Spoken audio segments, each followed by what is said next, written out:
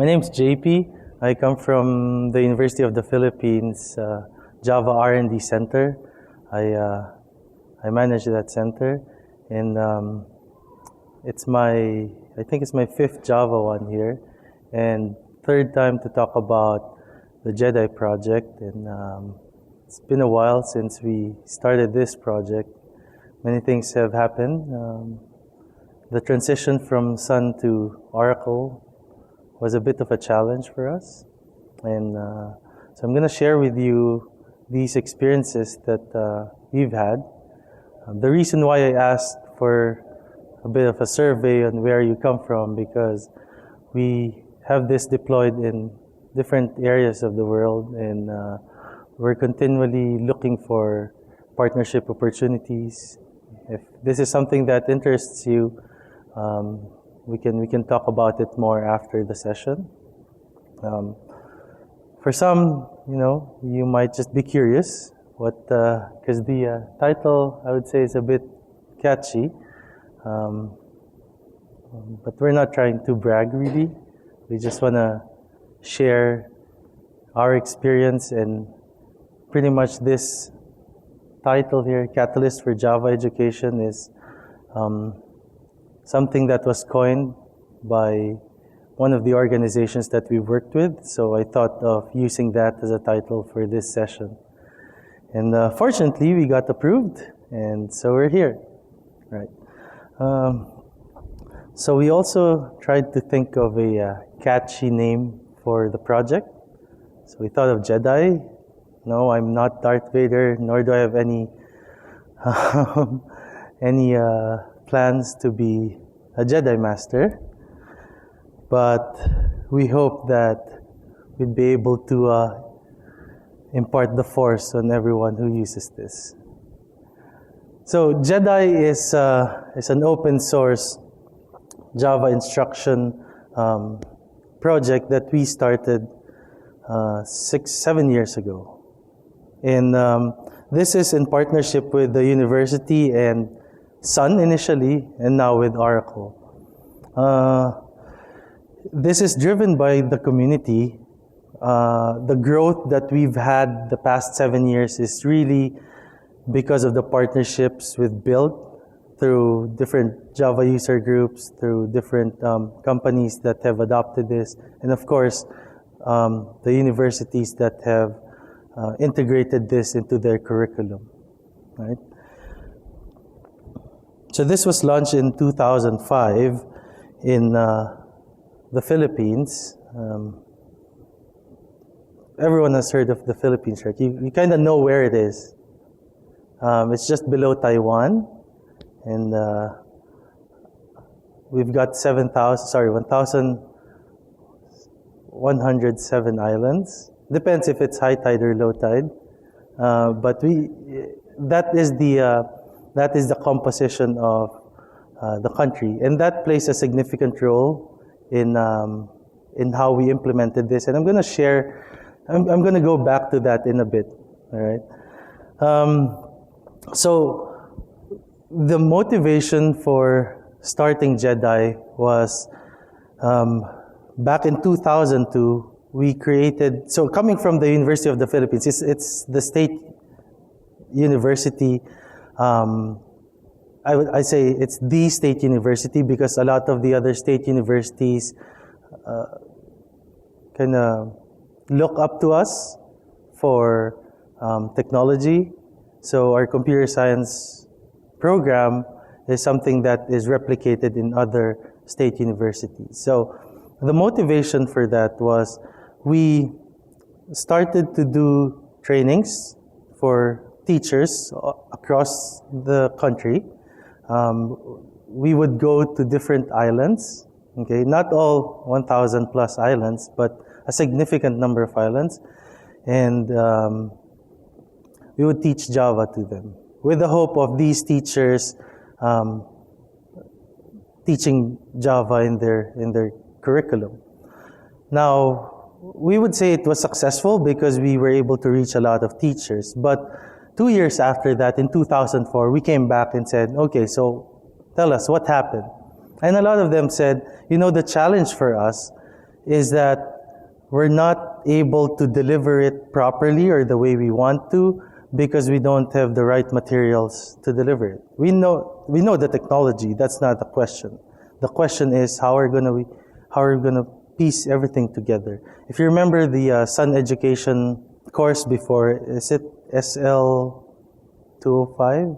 I can't remember the exact code now. Yeah, that's right. So they used those materials, which of course, as a teacher, is not sufficient because you needed more than what's in there, and it's really for I would say a different crowd, a different audience. So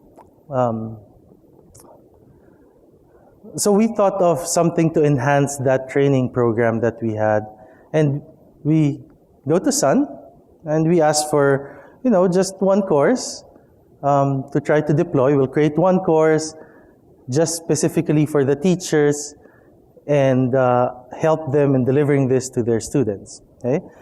But when Sun heard this, they had other plans. They wanted 10. And we said, hold on, we just want one for the basic course. And said, no, we see the value of this one because we've heard based on their Sun Tech Days feedback when they travel across the globe that it is a common problem for teachers and students. So we started with 3 the first year, and it was well received. A lot of teachers started using it, and we did trainings for them. And I'm going to talk about that in a little bit. Now, teachers would ask us, okay, so why JEDI? Why would we go for your course? This is something that you built with Sun, and what value can we get out of it? Right? So we tell them that we follow the ACM suggested curriculum, so we go after that. And we also have an industry focus group that looks after the contents of the course. One of the challenges is that the examples that are normally drawn up in classroom setting is it's not real world. Okay?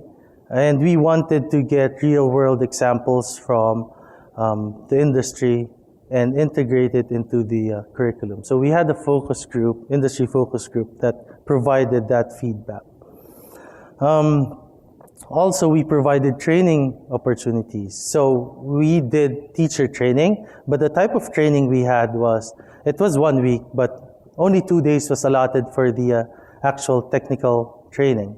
The 3 days was focused on how to deliver it, okay? And that was the trend ever since.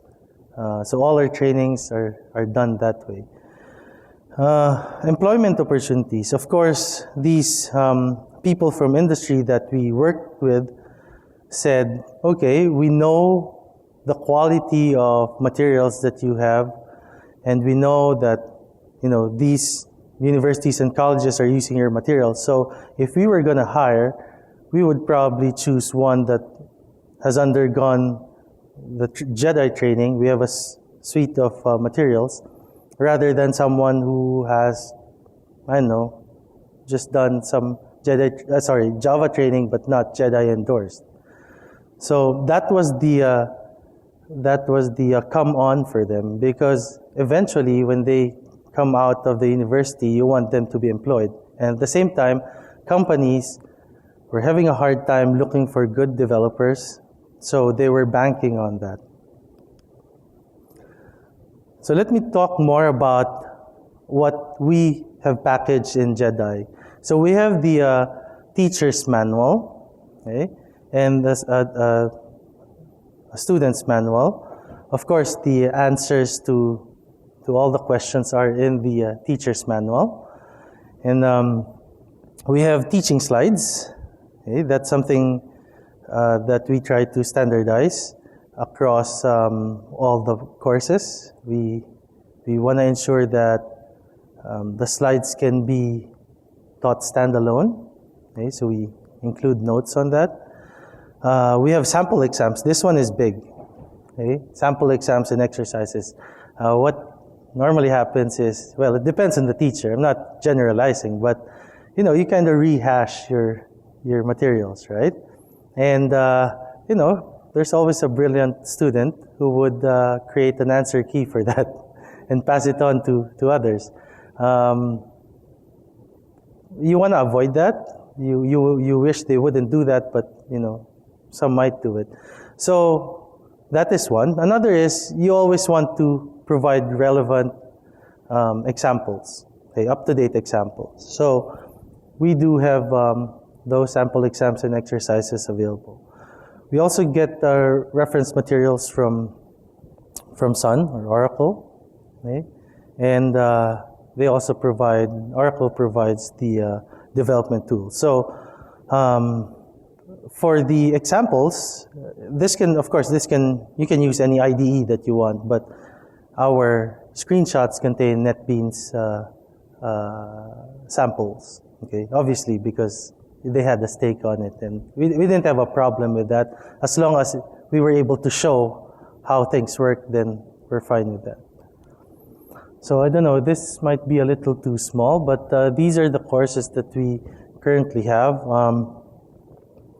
We want to work harder on other topics in terms of updates, right? The past 2 years has been, I would say, a bit of a stall. Everyone was trying to find their way into the Oracle organization, and so were we as a partner. But I'm glad to say that we are on the right track now, and we've established stronger ties now with Oracle, especially with the clarity of roles that has happened the past 2 years. Excuse me. So we're also in the process of creating new courses. These courses that we built are based on feedback from industry. That's one.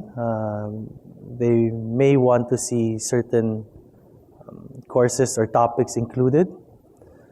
Also, we have updates coming from Oracle, so we take that into consideration. Okay. And of course, we look at the ACM curriculum if there's something that we can build into it. Yeah, go ahead. Sorry. Good question. So each course is good for a semester, because that is the timetable for universities. But if you plan to take this into your organization, then I can't remember the hours, I'm sorry for that, but we just divide. So if it's a semester would be, Jim, can you help me with this? Because I cannot remember the 14 weeks, and then that's 3 hours a week. So that would be the duration for these courses. Now for some of the courses that we have there, we have allotted extra weeks. So instead of 14 weeks, we have 16. But we put an asterisk and say these are,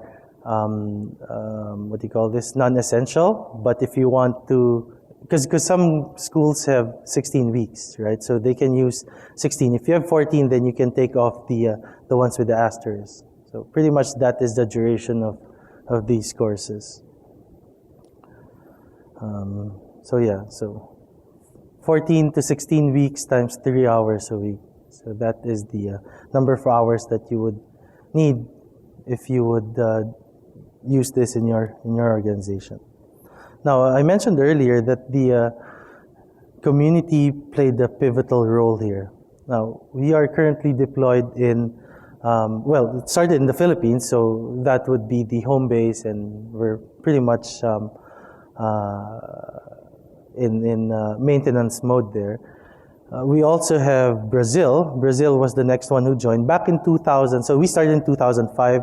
We got invited here The same year, Scott McNeely talked about JEDI a bit in his keynote, so that gave us a bit of a leverage. So that same year, Brazil joined in. One of the Java user groups, bigger Java user groups in Brazil joined in. And in 2006, they launched it and they translated it in Portuguese. So I don't know where our Latin American friends here are from, but we have a Portuguese version. And there were about 200 volunteers who worked on the translation. And they have some videos in some of the courses. So what they do is they deploy it in telecentros. It is a bit of a different model than what we have. Each country would have a different model, but I'll get into that in a little bit. So we have about 400 plus universities and colleges adopting this course in the Philippines. Previously, I would say about 50 schools had, pretty decent materials. Okay, so now we can say more than 400. By the way, there are about 1,000 colleges, universities, and technical schools in the Philippines. So pretty much jumped from 5% to 40% in a matter of 2 years. Okay.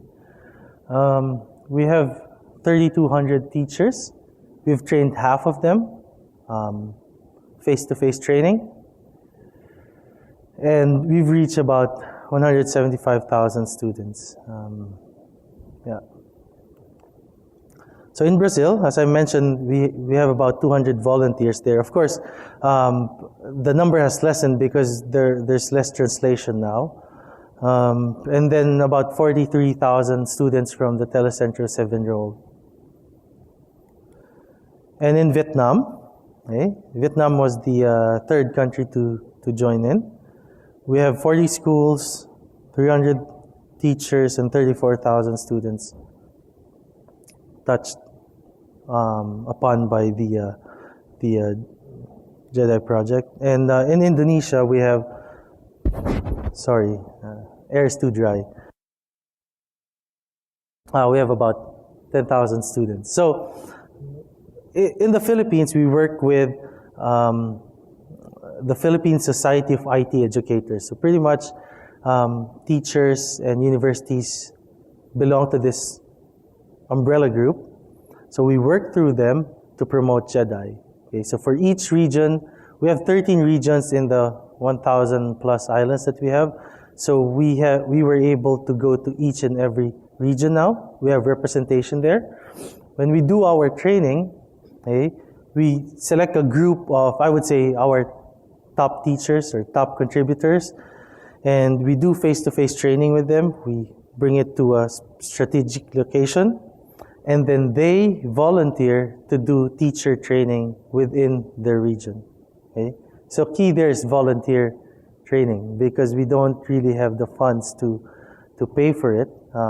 They do have their way of raising their funds, and we give them the liberty to do that. We just don't allow them to charge for the actual training. So maybe charge to be a member of the group and use that money to host the training. Okay, so many creative ways to do that. In Brazil, again, they go through the telecentros. We have jugs all over and jug leaders who push this to their group. In Vietnam, we have a partnership with the local Oracle office, and they have a local group there that is working with schools to deploy this. In Indonesia, we have a jug leader who partnered with the government to deploy this. So he's being funded by the government, and he's using our materials to do that. So that's fine. In fact, we encourage that. We partner with government or with universities or with industry. If companies are willing to take on the materials, then that's good. Okay? And then we have user groups and volunteers. So really, the success of this, the growth of this was because of all these partnerships and the communities that we've built. We're looking for more industry partners to help us with this because we want to, the focus group that we have are all based in the Philippines, but we want to expand that further. Yeah, go ahead.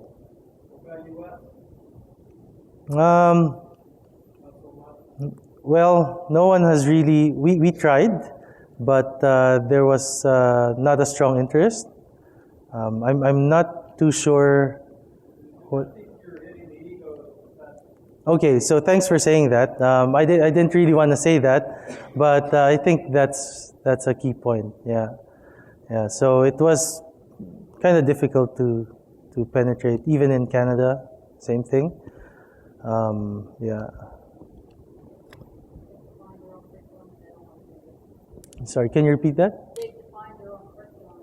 Yes. They don't want somebody else to come in and say. Yep. Exactly. Even in other countries that we've been to, not only in the U.S., that would be the situation. So, so as I've said, in the Philippines, from 5% to 40%, we've had that reach for the access to quality courseware that we have. Now we're working on distance learning. Brazil has done it ahead of us, but we don't have the bandwidth and the infrastructure before to do that. So this week, when I met with Oracle, we are exploring the possibility of doing distance learning. So we might, if bandwidth is not available, we'll have CDs to distribute, and they can play it in their schools, okay, or just distribute it to students.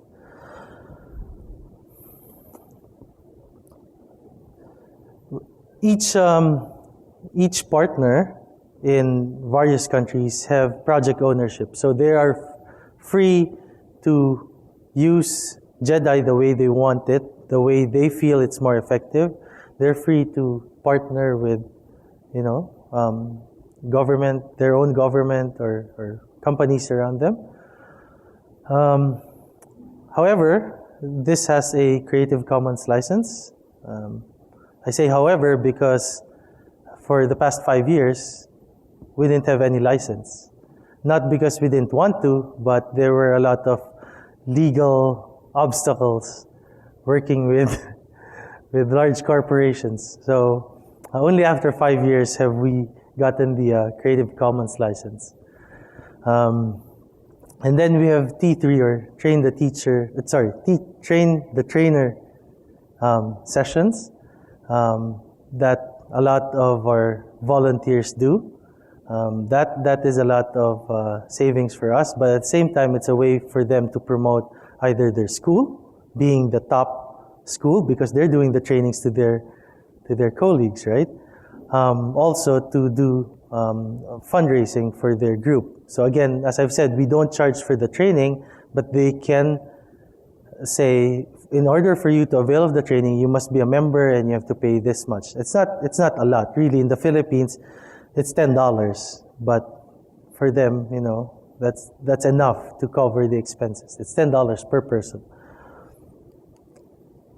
So these are the sites that you can go to read more about JEDI. Now, I have to warn you though, we're not big on the web because that wasn't the mandate initially. But again, we are moving toward that. So soon we'll be revamping how we'll be offering the courses, how you can download the courses. That is currently in the works. And we just want to make the materials more accessible. Before there were restrictions, but now we are taking that away because we already have the Creative Commons license. Yeah. But should you have any problems accessing the materials, or if you are interested to be our partner, or maybe you want to use it for your internal training, then do drop me an email. I have my business card here, so I'll just leave it in front. And I really didn't put it there so that you'll get my business card. um, so so that's JEDI. It has influenced a lot of people, and being the I would say the face of this project, interacting with people, especially in the isolated areas where they use old computers but functioning computers. But you would see the motivation for them to learn, because especially in Brazil and the Philippines, the way out of poverty is to get into technology. And so this provides a lot of value for them. And yeah, we're happy that it's growing, and it's going to continue. We're going to do more than what we already have. And we hope, I know, every time I talk, I get at least one who partners with us and implements it. As I've said, this is my third time to speak, and 3 times we got one each. So if I get one today, I'd be happy. If none, that's okay. At least you have this at the back of your mind. In the future, you might draw interest. Before that, I wanted to call on Jim. He has a bit of an announcement to make. Did you need a mic or okay?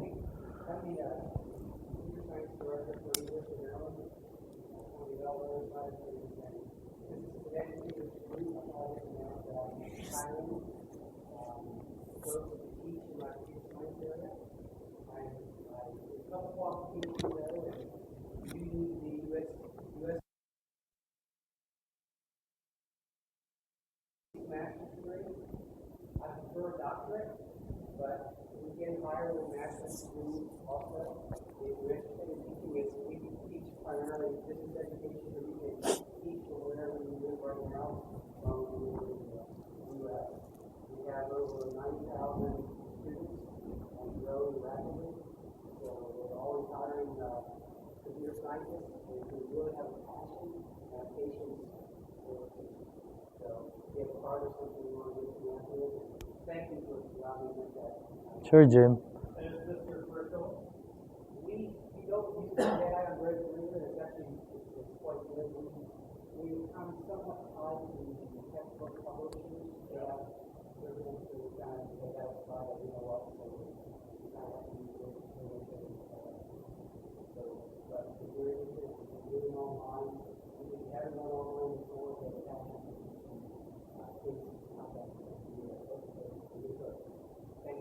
Hold on, Jim. Wasn't the X deal you're going to use one of the courses as the no. So you don't hire Canadians or Filipinos? No? Sorry, I'm dual citizen. I'm Canadian and Filipino.